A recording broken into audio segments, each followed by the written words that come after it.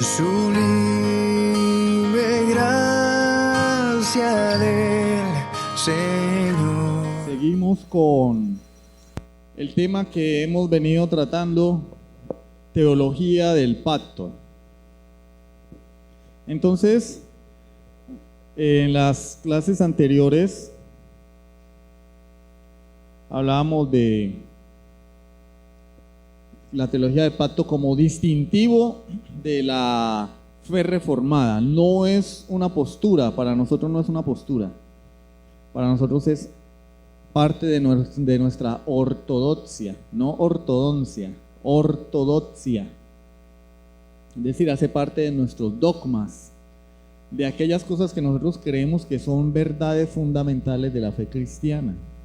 De manera que nosotros, desde la Iglesia Bautista Reformada, creemos que aquel que no cree en la teología del pacto o en la perspectiva del pacto no puede ser llamado un cristiano reformado, aunque tenga simpatía por algunas doctrinas reformadas, ¿sí? Entonces, hablamos más que todo de la doctrina más abundante respecto a la interpretación de la Escritura, y es el dispensacionalismo. Y nombramos algunas cosas sobre el dispensacionalismo. Por ejemplo, ¿qué? Mi amor, ¿qué me podía regalar usted de eso? Ay, me agarró fría.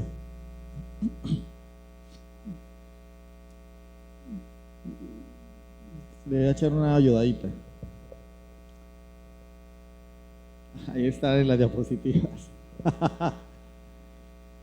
Estricto literalismo. ¿Sí? Aún los libros simbólicos o proféticos o de literatura apocalíptica se interpretan literal, lo cual es un error. Y todas las palabras de Jesús se interpretan literal, lo cual también es un error, porque Jesús habló también utilizando figuras literarias, ¿sí? Alegorías, parábolas, metáforas, comparaciones. Entonces es un error decir que toda la Escritura hay que interpretarla literalmente de forma estricta, porque se interpreta en el contexto del libro y del contexto de lo que se quiso decir. Otro fuerte de ellos es Israel como el centro del plan de Dios. Israel es el pueblo de Dios y los demás pues somos peor en nada. Nosotros somos un accidente en la historia de la salvación. Un accidente porque pues como Israel no quiso nada con Dios, entonces pues bueno, le tocó con nosotros conformarse. Porque Israel es la niña de los ojos, el pueblo elegido de Dios, y fuera de Israel pues lo demás, lo que queda es basura, y le tocó tratar con esta basura. Eso es lo que enseña el dispensacionalismo. Por eso ellos idolatran al pueblo de Israel. Y cuando mueren los palestinos, ellos aplauden. Los israelitas le tiraron bombas, murieron los palestinos. Eso es el pueblo de Dios, o que lo maten a todos. Sí, hay gente que, en serio, yo he escuchado a gente hablar así, que dicen que el pueblo de Israel es el pueblo de Dios, y si Israel mata, pues no es malo porque es el pueblo de Dios, y si Israel tortura, no es malo porque es el pueblo de Dios. Entonces, Israel está excusado ante todo pecado, pues porque es el pueblo de Dios y puede hacer lo que quiera, ¿no? Cuando los israelitas matan es homicidio igual. Ellos no tienen corona. La perdieron cuando rechazaron a Jesús. Y estudiamos Efesios 2, del 11 al 12. Anótenlo los que no lo han anotado para que lo lean en casa y se den cuenta que Israel ya no es el pueblo de Dios. El pueblo de Dios es la iglesia. Israel tenía un propósito, y era anticipar, por decirlo así, la llegada de la iglesia. De Israel procede la iglesia.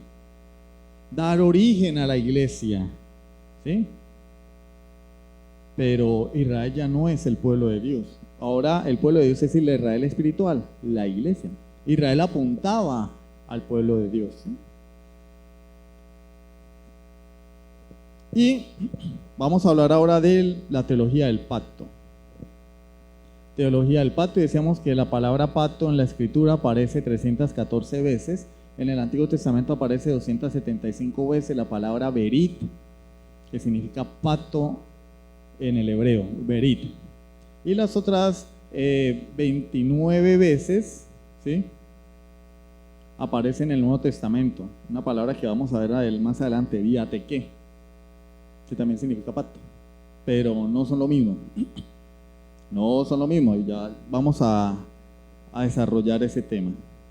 Entonces seguimos, teología del pacto, o perspectiva del pacto, si la quieren llamar así. Algunos dicen perspectiva, ¿sí?, no importa, o teología, como lo quieran llamar. Vamos a la palabra de Dios, Hebreos 13, Hebreos capítulo 13, Hebreos 13, versículos 20 y 21. Hebreos 13, versículos 20 y 21.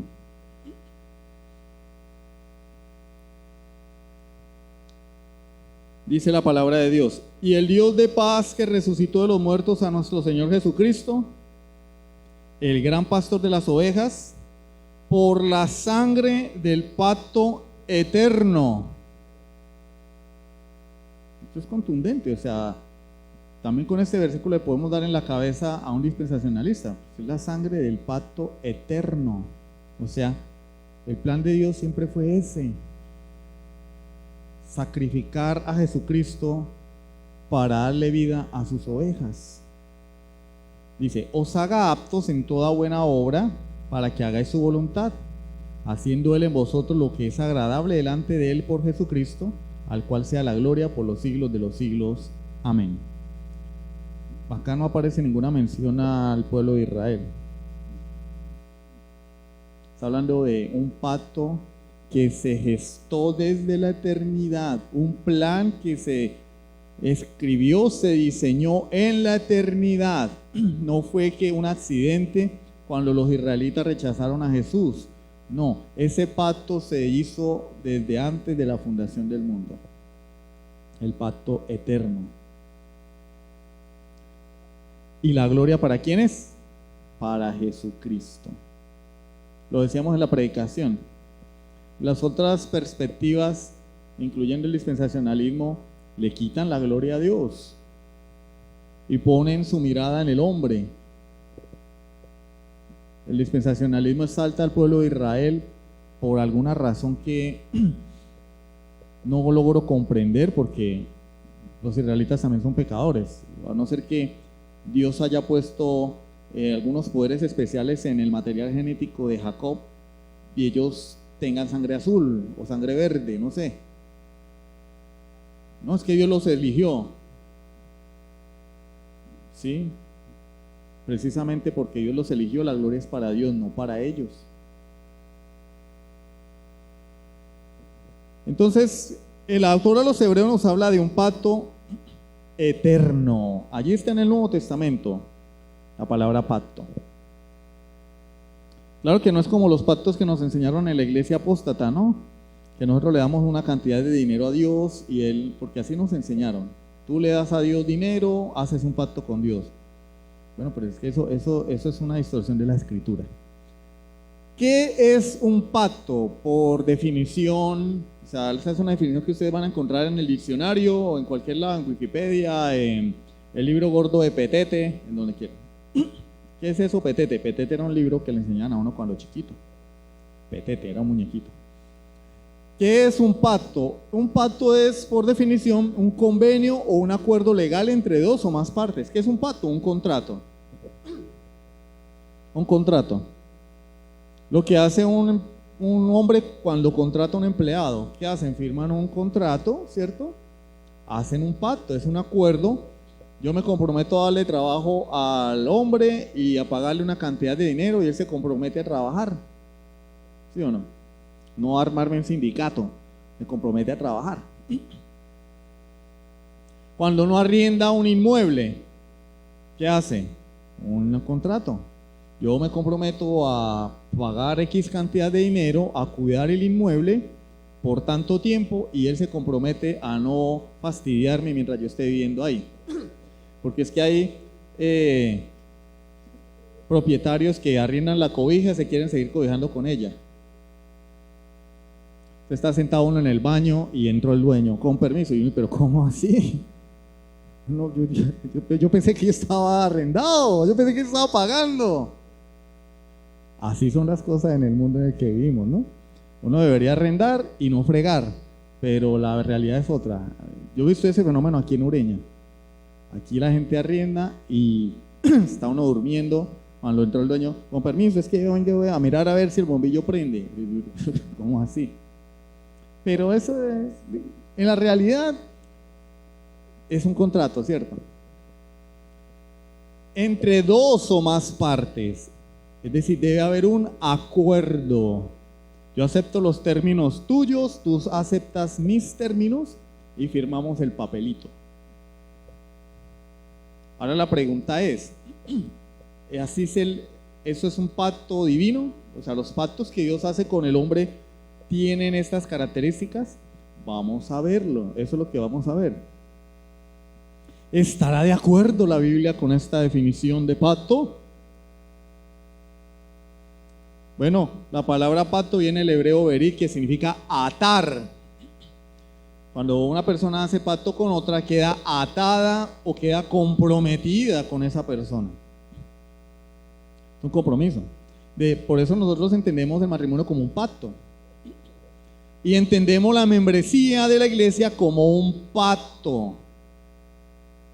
No como la membresía del club cazadores o de un club social, no. En los clubes sociales la gente paga y tienen derecho a ciertas cosas, y si quieren ir van, si no quieren ir no van, desde que paguen la membresía. Tienen beneficios, pero si no quieren, no tienen nada que ver con el dueño ni con los demás socios del club. Solo van a divertirse y a hacer uso de los beneficios que les presenta el club. Pero cuando nosotros hablamos de iglesia, de ser miembros, hablamos de un pacto de membresía en el cual hay compromisos mutuos. Compromiso. Esa palabra es muy pesada para algunos. Compromiso. De manera que la iglesia no es un club social, ni un lugar donde uno viene a pasear, ni a divertirse, ni a que le den. No es un lugar donde yo vengo a recibir de Dios, pero también vengo a dar y a cumplir con lo que Dios me ordena y con lo que la iglesia espera de mí. ¿Sí? Entonces por eso se hace todo este curso de premembresía, para que las personas entiendan lo que es ser miembro de una iglesia, porque en otras congregaciones eso ni se explica. Pero ser miembro de la iglesia es un compromiso, y los compromisos se cumplen, y no se hace con el pastor, se hacen delante de Dios. Yo me comprometo a ser pastoreado, me comprometo a ser enseñado, me comprometo a apoyar a la iglesia, me comprometo a asistir a todas las convocatorias que la iglesia lleve a cabo, a asistir a todas las reuniones. Me comprometo también a supervisar a mis hermanos, a hacer ayuda para mis hermanos. Compromisos. Y también tiene beneficios porque es pastoreado, es acompañado, es servido. Todos nos comprometemos en eso, entonces mi hermano me sirve y yo también le sirvo a él. Es un pacto. Quedamos atados allí, atados. Pero vamos a ver si esos son los términos del pacto de Dios o los pactos divinos.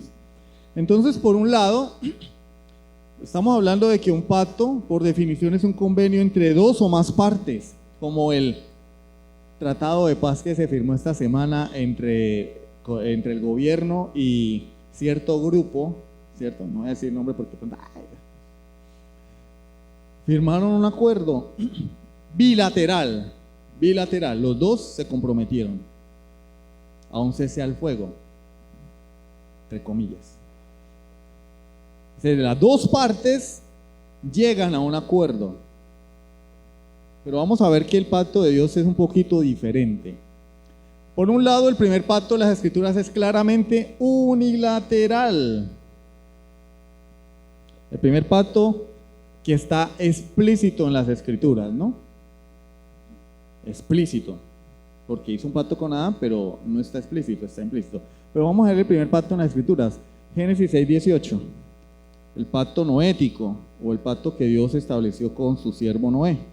Génesis capítulo 6, versículo 18 No lo he encontrado, pero creo que dice, Noé halló gracia a los ojos de Dios. Ahora, si me equivoco, pues discúlpenme.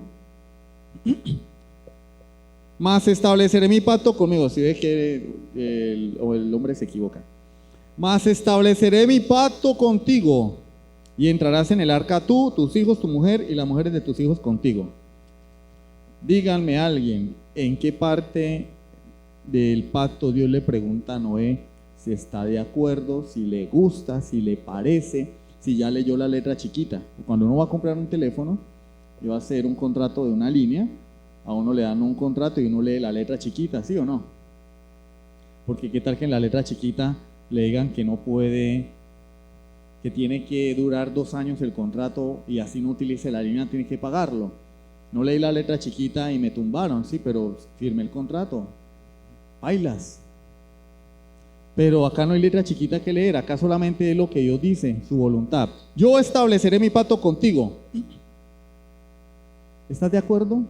¿Tú quieres entrar en pacto conmigo, Noecito? No. Estableceré mi pacto contigo y punto. ¿Te gusta, no te gusta? No me importa. Yo voy a hacer pacto contigo. Entrarás en el arca tú, tus hijos, tu mujer y las mujeres de tus hijos contigo. Y de todo lo que vive, toda carne, 2 de cada especie meterás en el arca para que tengan vida contigo. Macho y hembra serán. Bueno, ¿qué te parece? Yo te voy a preguntar, ¿no? Porque al fin y al cabo tú eres el que va a hacer el arca, ¿no? ¿Cuántos animales te gustaría meter? No, pues es que a mí me mordió que días un perro y yo no quiero nada con los perros, entonces no vamos a meter perros, Señor. Me parece a mí, ¿no? A ver, es mi opinión. El Señor dijo, yo voy a hacer mi pacto, voy a establecer pacto contigo y tú vas a hacer lo que yo te diga. Dígame, amorcito. De madera, pero Señor, no es que la madera se moja y después se despegan y como no existe el colbón, de pronto se separa la madera. ¿Por qué no la hacemos de acero inoxidable? Noé, ¿qué te parece? ¿Hacemos un búnker subterráneo, mejor, así como en las películas apocalípticas, un búnker, y escogemos las mejores personas de la tierra, los sabios, los artistas, y hacemos una nueva generación? Cuando desciendan las aguas, pues salen todas las personas más inteligentes del mundo y algo muy bueno va a resultar, porque estamos escogiendo lo mejor de lo mejor. No, el Señor le dijo, voy a hacer mi pacto contigo, vas a hacer lo que yo te diga, vas a meter a tu mujer y a tus hijos allí, vas a meter los animales que yo te voy a decir y voy a acabar con todo el mundo aquí. No le preguntó. Capítulo 9, versículos 8 al 17. Génesis 9, versículos 8 al 17. Uy, está largo. Y habló Dios a Noé y a sus hijos con él, diciendo, he aquí que yo establezco mi pacto con vosotros y con vuestros descendientes después de vosotros, y con todo ser viviente que está con vosotros, aves, animales y toda bestia de la tierra que está con vosotros, desde todos los que salieron del arca hasta todo animal de la tierra. Estableceré mi pacto con vosotros y no exterminaré ya más toda carne con aguas de diluvio, ni habrá más diluvio para destruir la tierra. Dijo Dios, esta es la señal del pacto que yo establezco entre mí y vosotros. Él no está diciendo entre vosotros y yo, está diciendo entre mí y vosotros, porque Él es el que inicia el pacto, ¿sí? No somos nosotros, es Él. Entre mí y vosotros y todo ser viviente que está con vosotros por siglos perpetuos. Mi arco he puesto en las nubes, aunque los homosexuales digan lo contrario, el cual será por señal del pacto entre mí y la tierra. Y sucederá que cuando haga venir nubes sobre la tierra, se dejará ver entonces mi arco en las nubes. Y me acordaré del pacto mío que hay entre mí y vosotros y todo ser viviente de toda carne, y no habrá más diluvio de aguas para destruir toda carne. Estará el arco en las nubes, y lo veré, y me acordaré del pacto perpetuo entre Dios y todo ser viviente con toda carne que hay sobre la tierra. Dijo pues Dios a Noé, esta es la señal del pacto que he establecido entre mí y toda carne que está sobre la tierra. Entonces aquí en hay una ratificación del pacto. No es que sea un pacto diferente, es que antes del diluvio hizo uno, no, porque en el diluvio le está diciendo, vas a hacer esto y yo voy a destruir la tierra. Acá le está diciendo, yo te escogí, te salvé, ahora no voy a volver a destruir la tierra. Está ratificando el pacto. Pero miren, leamos, y acá no hay ninguna intervención humana. Dios no le pregunta a Noé, Dios no tiene en cuenta la opinión de Noé, no le interesa la opinión de Noé. No, sí, a Dios le interesa porque Dios es puro amor. Bueno, yo no veo eso aquí. Yo lo que veo es que aquí está diciéndole a Noé, así van a ser las cosas. Y Dios no decidió no destruir el mundo con agua porque se lo haya pedido Noé, porque él así lo quiso y lo determinó. Lo impone. Suena fea la palabra, porque a ninguno de nosotros nos gustan que nos impongan nada, pero lo impone. De hecho, nuestra salvación es una imposición de Dios, porque nosotros nunca hubiéramos querido ser salvos. O sea, si a mí me hubieran preguntado si quería ser salvo, yo hubiera dicho no, a mí me encanta mi pecado. Pero Dios me trae de la muerte a la vida sin preguntarme, porque eso es un pacto. Entonces el pacto que Dios estableció con Noé, en nuestro ejemplo, es unilateral en su imposición. Unilateral, es decir, una sola parte es la que toma decisiones.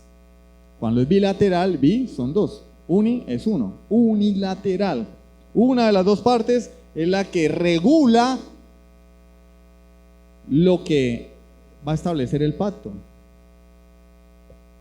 B. Por otro lado, la utilización de este término pacto para designar las leyes fijas de la creación impuestas por Dios también nos indica su carácter unilateral. Dios creó las cosas y son así porque Él así lo quiso. Y Él no hizo una votación ni unas elecciones para preguntarnos si queríamos rasparnos las rodillas cuando nos cayéramos o no. Sencillamente así lo hizo. Jeremías 33, versículos 20 al 25. Jeremías capítulo 33, versículos 20 al 25. Yo estoy yendo despacio, no se preocupen. Necesito que entiendan esto. Ustedes encontrarán en internet material sobre esto y a veces en una misma clase se enseña todo. Yo voy despacio porque yo no tengo afán. No tengo afán. Entonces vamos lento. Hoy, con la ayuda del Señor, vamos a definir qué es un pacto. Y la semana que viene iremos viendo características de los pactos.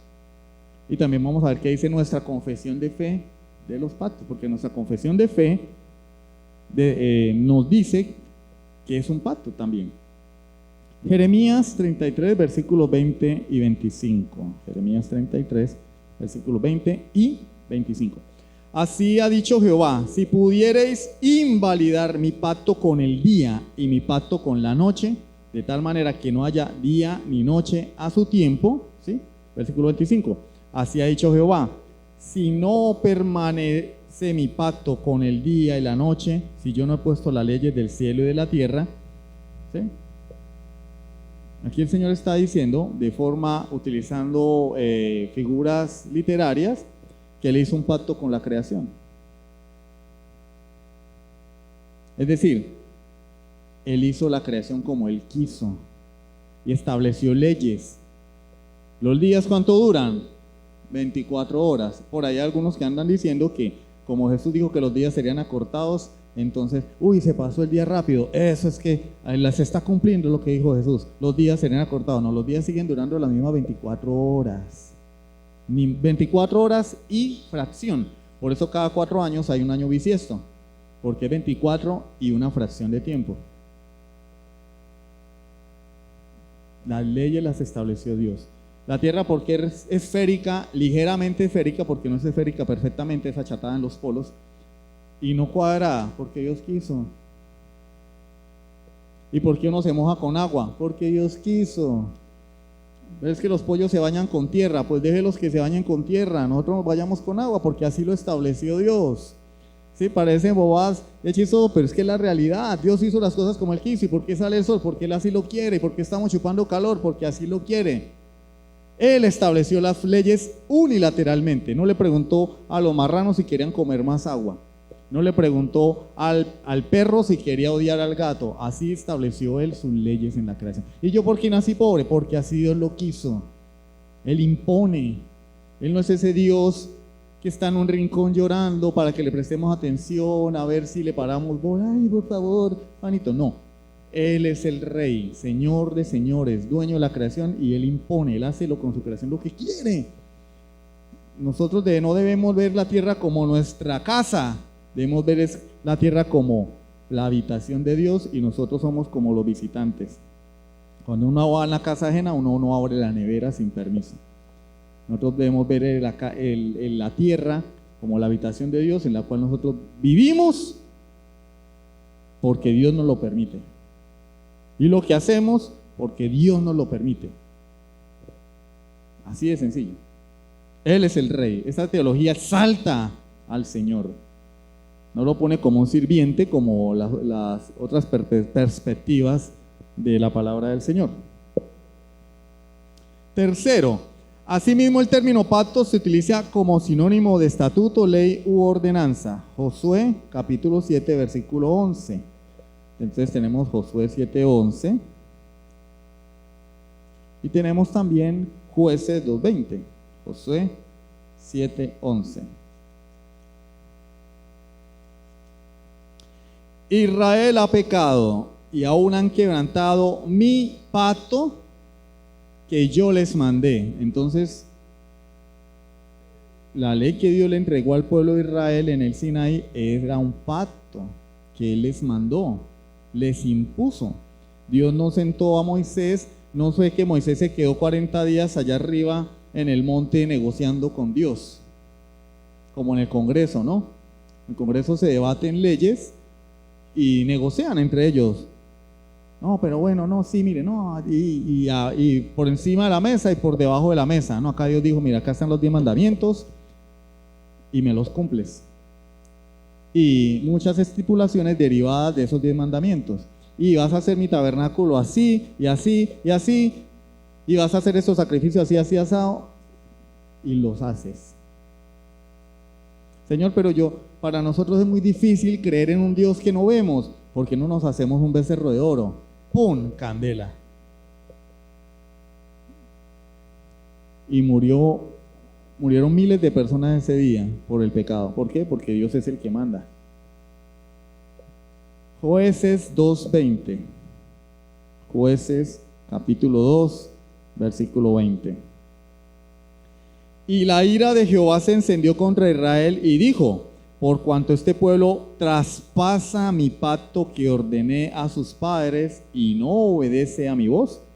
Entonces el pacto es una imposición, es la ley que Dios colocó sobre Israel para que la obedeciera. Y el pueblo de Dios había violado la ley del Señor, su pacto. Estos tres conceptos que estamos viendo nos van a ayudar a desarrollar una definición de pacto, ¿no? Para eso es que estamos viendo esto.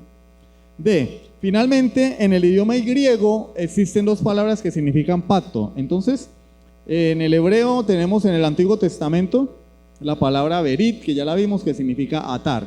Pero resulta y pasa que en el siglo III antes de Cristo, un faraón, Ptolomeo II, él dijo: venga, ¿por qué no traducimos la Biblia?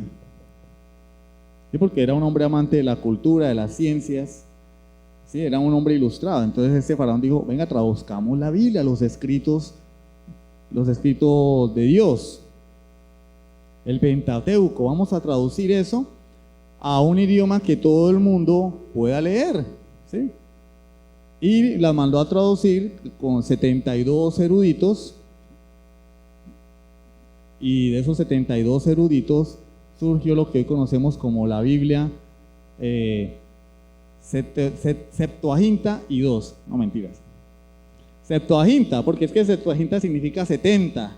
Hermano, pero eran 72, pero yo qué culpa, así le pusieron, porque ellos redondeaban cifras, ¿sí o no? Es como cuando uno dice: bueno, ¿y cuántos vinieron a culto? 39, no, digamos 40. Vinieron 41, digamos 40. Eran 72 traductores, 70, dejémoslo así, Septuaginta. Por eso se llama así. Que es la versión griega del Antiguo Testamento, de los escritos sagrados del Antiguo Testamento. Posteriormente se tradujeron otros en el siglo II antes de Cristo. Se tradujeron al griego común, griego koiné. Palabra koiné significa común en griego. Griego koiné.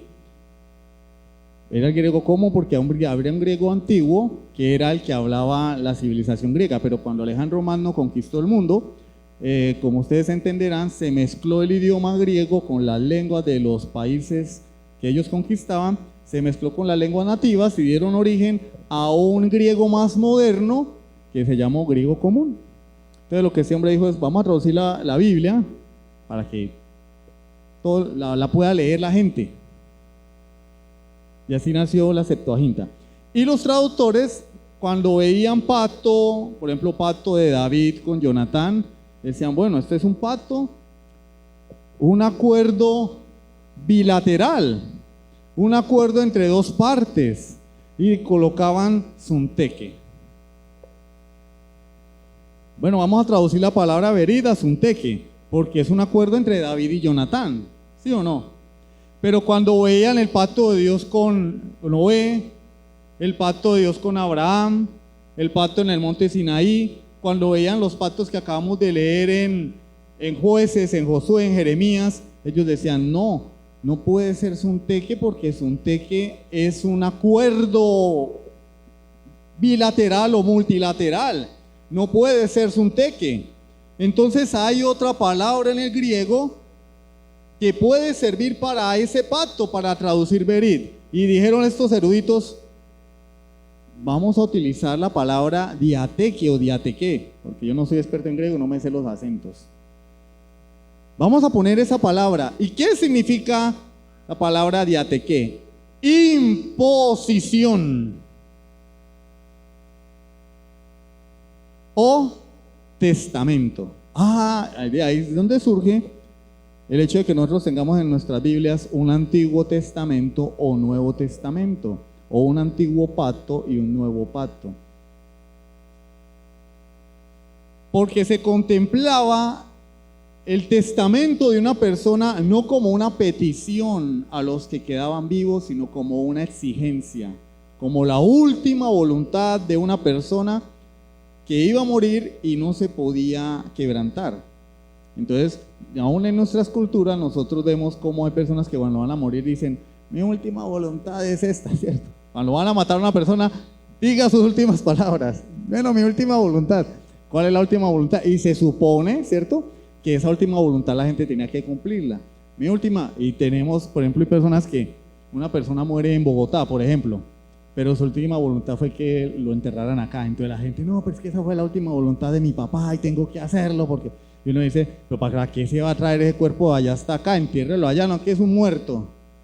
Huele feo allá y huele feo aquí, entiérrenlo allá. No, pero es que era la última voluntad. Y sí, van y cumplen la última voluntad del testador, del que hace el testamento. Eso es diateque, un testamento que Dios nos dio, una exigencia, una imposición, su voluntad impuesta sobre nosotros. No es como el testamento de los viejitos hoy, que yo me voy a morir, a ver si de pronto no, tú vas a hacer esto. Es una imposición. Entonces ahora sí ya vamos entendiendo por qué el pacto de Dios no es como los pactos que nosotros tenemos, que son acuerdos, contratos, compromisos mutuos. No, el de Él es una imposición. Todo esto nos sirve para hacer una definición de lo que es pacto. Hebreos 9, 16 y 17. Hebreos capítulo 9, versículos 16 y 17. Porque donde hay testamento es necesario que intervenga muerte del testador, porque el testamento con la muerte se confirma, pues no es válido entre tanto que el testador vive. Pero mire lo que dice el versículo 18. De donde ni aún el primer pacto fue instituido sin sangre. Entonces aquí el autor utiliza la palabra testamento y pacto para dar a entender lo mismo. Donde hay testamento, donde hay pacto, ¿sí?, es necesario que aquel que inicia el pacto pues muera, porque el pacto con la muerte se confirma, pues no es válido entre tanto que aquel que inicia el pacto vive, de donde ni aún el primer pacto fue instituido sin sangre. Y esto habla en el contexto de ¿qué? De esos pactos. La palabra que aparece allí es la palabra diateque, pacto o imposición o testamento. Entonces, mis hermanos, dejen de estar pactando con Dios, porque eso es una mentira de talla mundial. Entonces, ¿qué es un pacto según la Biblia? Y tenemos textos en la Escritura que si ustedes le toman la foto, se los van a llevar para la casa y los van a leer allá. Hasta aquí llegamos por hoy con la definición de pacto, ¿no? Ahí están los textos de la Biblia, los vamos a leer la semana que viene para hacer una definición más exacta de lo que es un pacto. Ya vimos que es una imposición, pero la Biblia nos da más elementos para construir la definición correcta de pacto. Es una imposición, sí, pero hay más.